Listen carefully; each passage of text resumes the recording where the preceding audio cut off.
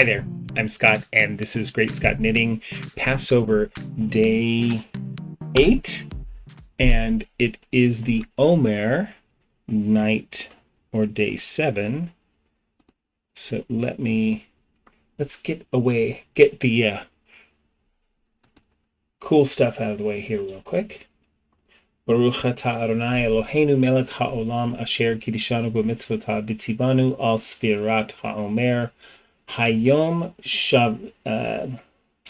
Do this again. Hayom Shiv'a Yamim Shechem Shavua Echad LaOmer.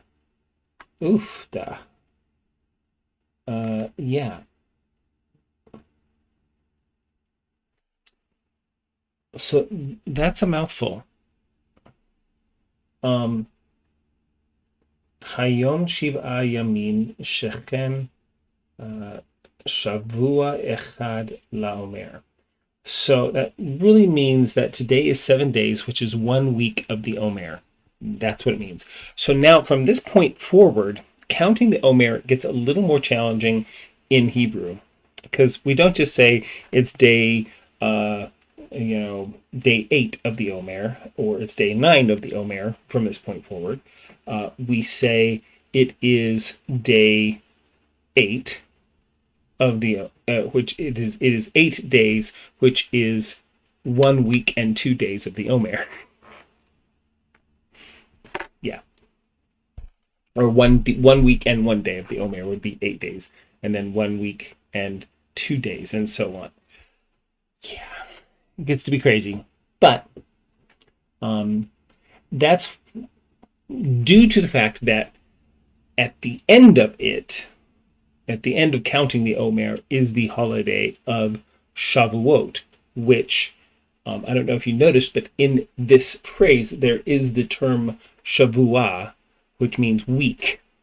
Shavuot means weeks. So the holiday we're coming up to is technically called weeks, which is the celebration at the ending of counting the Omer, which is the 7-week period between Passover and Shavuot. And Shavuot is the celebration of being at Sinai and receiving the law through Moses from God. So there it is. Today is 7 days, which is 1 week of the Omer. And tomorrow is the last day, technically, of Passover. So it's the last of Passover because it goes for 8 days. Well, no, technically tonight. So tomorrow at sundown is the end of Passover. So this is the last night of Passover. It is only the 7th day. It gets so confusing because the Omer starts a day after Passover starts, and then it continues for the rest of up until the middle of May, somewhat. So, all right. So we got that figured out. The focus, of course, for this past week has been chesed, loving kindness, and on the 7th day of this week, we focus on the aspect of chesed, the aspect of loving kindness, which is malchut, which is sovereignty, leadership, dignity, nobility, those concepts of building us up, of empowering ourselves, in a sense, to be empowered, to be in leadership, to be the sovereign of your life, one could say. So the Aish.com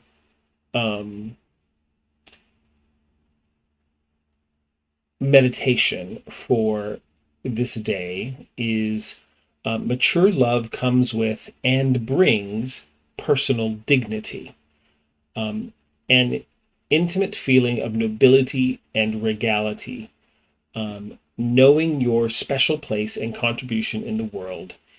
Any love that is debilitating and breaks the human spirit is no love at all.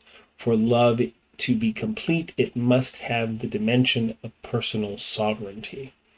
And the exercise of the day is to highlight an aspect of your love that has bolstered your spirit and enriched your life, and celebrate.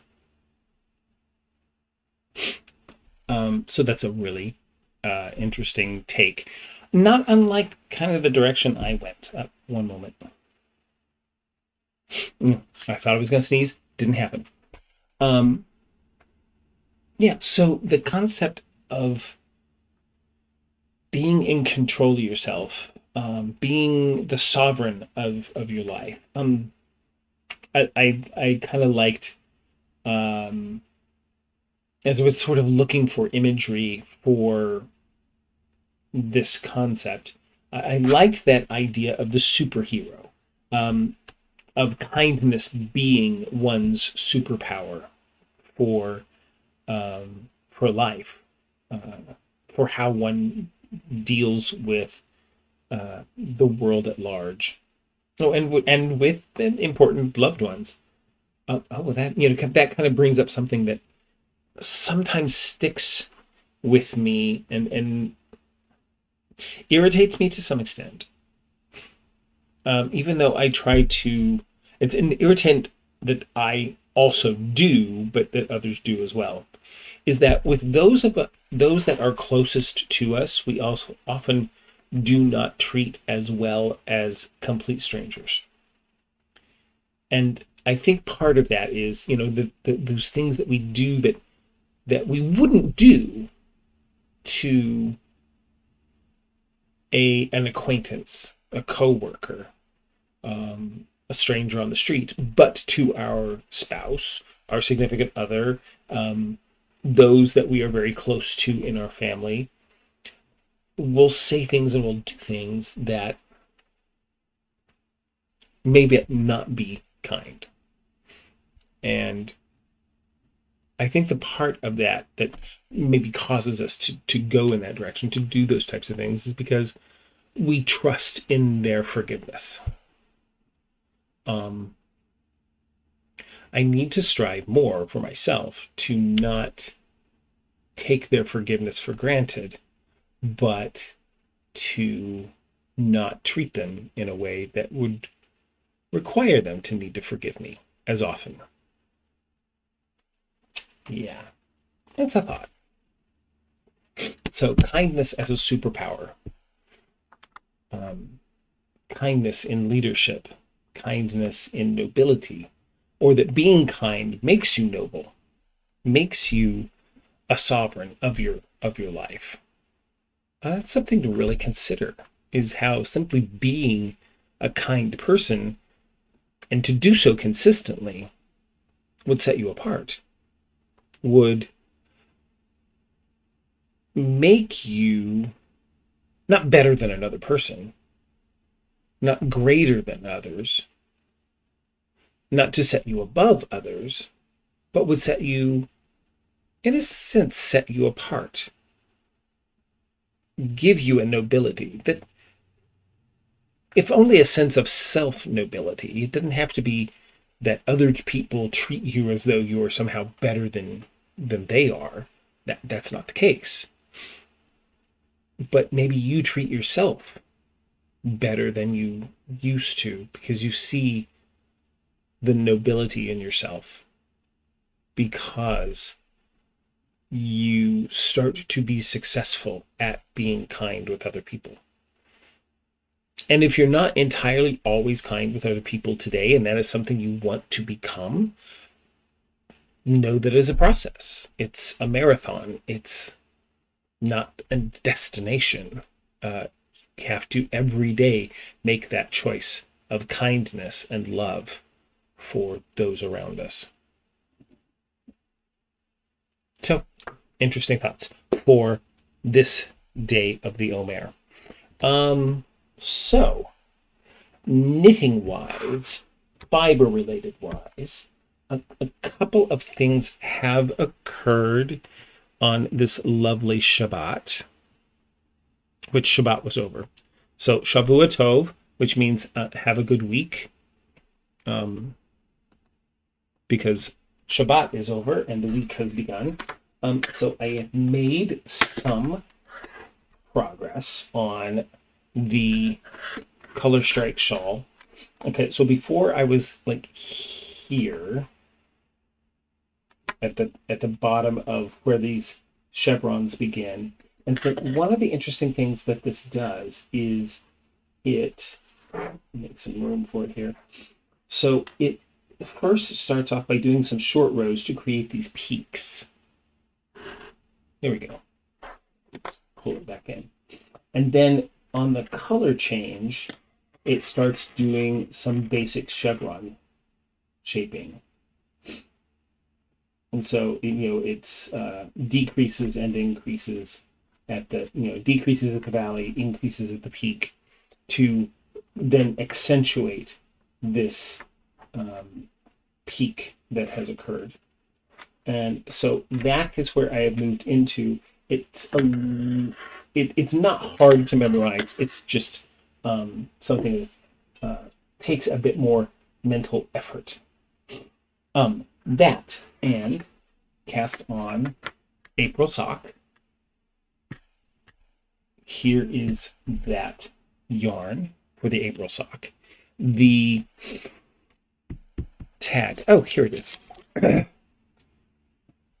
So the sock is a knit crate yarn, which is Audine Wool's alpaca sock, which is, and the colorway is called Napoli. I don't know if you can see it. There we go. And it is a 60% superwash merino, 20% alpaca, 20% nylon, weighing in at 100 grams, which is about 400 yards. It's really super soft with that alpaca in there. So, and it's a really pretty green gray color. Now, one thing I think you might notice, and maybe you don't, because I've only been knitting socks a short time. I am breaking out of the vanilla sock mold. It is still the Nathan Taylor toe-up sock, but I am adding a little bit of texture to the top of the sock, just to give it a little bit of interest. It doesn't get too lost in the color, in the color changes and color work. And I think it just gives it a little bit of texture to the top of it. It is a simple 12-row repeat of just alternating of knits and purls. I didn't start off by reading this pattern quite correctly, and instead of, so I do one round with the knit purl pattern, and then what I'm supposed to do is repeat that row one more time. But because I was reading the stitch pattern is meant to be knit flat, I didn't see the second row instructions. All I had was the chart, and the chart just was blank, which usually means for the second row chart was blank, which usually means purl across. And so I just knit that second row. Well, you're actually supposed to knit the knits and purl the purls from the previous row. So it would basically be repeat row 1 if for row 2, then do row 3 and repeat it, and so on. So instead of doing that, I did put in just a round of knitting, and I actually like it really quite nicely. Let me see if you can get a sense of it. Oh, I need to. Anyway, it's a nice little texture to the top of the sock. I mean, it's going to be lost a little bit in the color work, and I don't mind that so much. It's a sock. It's going to be worn on my feet and probably in a sock or in a shoe. So not that big of a deal. So I did do a jaunt to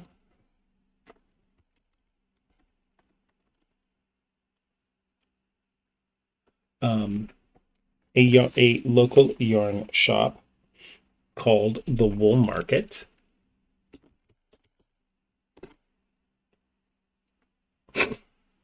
Wool Market and DIY School. Let me pop over and share that with you. There you go. Here's their website. It's the Wool Market and DIY School. This is up in a town in the middle of Kansas called Hutchinson, Kansas. It's actually where a lot of my family is, or my maternal family is from, this area called Reno County, which is where Hutchinson is. But the it's a little shop on Main Street, really quite cute. It's sort of split in half. On one half of the store, over on the left hand side as you're facing the store, is the yarn shop itself, and then there's an open space next to it where I guess that's their DIY school, and they do farmers markets there, and pre-COVID they did classes there and things. So this is a little bit of what it looks like. They have additional yarn in the front of this section and set, but a table for gathering, some yarn in the back, some notions along here. But the front of the store is also filled with more yarn. A few local things, a few local dyers, but mostly standard folks. But a really pretty shop, really lovely place to visit. The owners, a husband and wife, quite welcoming and lovely people. And yeah, so if you're ever in the Kansas area, please look up the Wool Market and DIY School. It is a lovely place. The proprietors are very wonderful people. And yeah, so I went and visited their store. I've lived here in Wichita for now 3 years. And the first year is basically getting settled into the area. So I didn't really search out much in terms of local yarn shops much my first year living here. And then second year was 2020 COVID, and so finally I am seeking out my local yarn shops, which are not overly local. It takes about an hour to get up to Hutchinson from here, a little less than an hour, but which isn't bad. And then the other one was in Newton, Kansas, which I visited a couple weeks back. And that shop is really quite nice. Actually, a little bit better selection, a little bit wider selection, but not quite as big a space, which having a big space nowadays is kind of nice. But so I did pick up a couple of things, so I'll just briefly share those with you. I picked up a couple of sock yarns. The first one is the Araucanium. Oh, hang on. Let me get back to sharing that.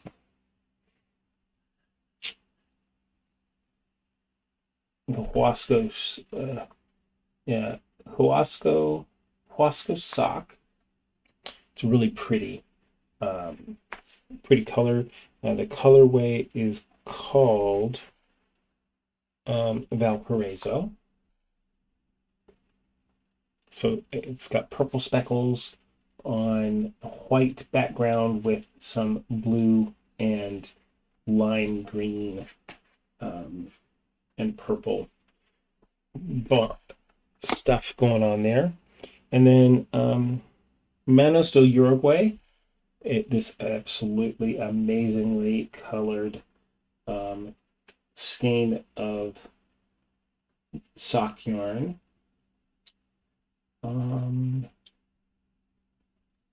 And the colorway, I don't know the colorway.